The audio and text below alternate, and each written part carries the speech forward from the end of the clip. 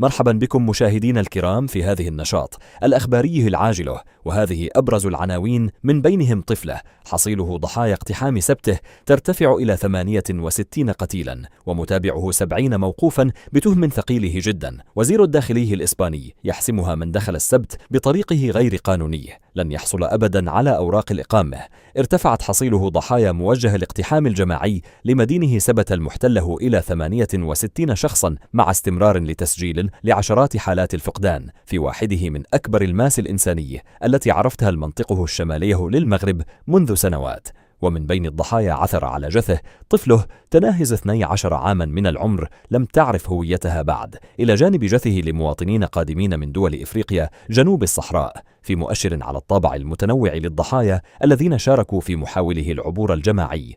وأوضحت مصادر رسمية إسبانية أن أغلب الضحايا فقدوا حياتهم غرقا أثناء محاولتهم الوصول سباحه إلى السبت عبر منطقه طارخل، بينما لقي آخرون مصرعهم خلال حالات التدافع أو أثناء محاولتهم تسلق المنشاة الحدودي والسياج الفاصله بين الجانبين في موازاه الحصيله الإنساني. فتحت السلطات المغربية تحقيقات مع 70 شخصا تم توقيفهم على خلفيه أعمال الشغب التي راقت محاولات العبور الجماعي بمنطقة باب السبته والفنيدة. وأخضعت جميع الموقوفين لتدبير الحراسه النظري، إذ يواجهون تهما ثقيلة تشمل محاوله القتل وإدرام النار وتخريب الممتلكات العامة والخاصة في انتظار عرضهم على القضاء المختص فور انتهاء الأبحاث الجارية معهم. وتعكس هذه المستجدات حجم الفوضى التي رافقت الأزمة منذ اندلاعها، حيث تحولت مدينه الفنيدق ومحيط معبر باب السبت إلى ساحه مواجهه متفرقه بين القوات العمومية ومجموعه كبيره من الراغبين في العبور. استمرت لعده أياما قبل أن تبدأ حده التوتر في التراجع تدريجيا مع تكثيف الانتشار الأمني على الجانبين المغربي والإسباني.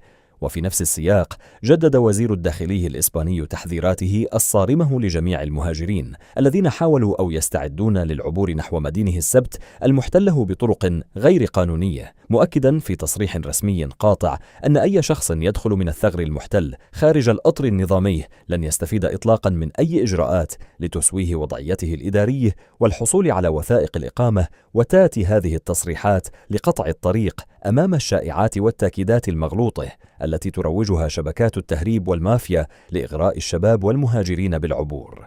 وأوضحت وزاره الداخلية الإسباني أن السياسة المتبعه في التعامل مع الأحداث الراهنة تعتمد بالكامل على تطبيق القانون وأعاده جميع الواصلين بطرق غير شرعيه فورا بالتنسيق المباشر مع السلطات المغربية. وشددت مدريد على أن الهجرة غير نظامي لا يمكن أن تشكل مدخلا للحصول على أوراق أو وضع قانوني داخل إسبانيا، والاتحاد الأوروبي مبرزه استمرار العمل المشترك للسيطرة على الشريط الحدودي وحفظ الأمن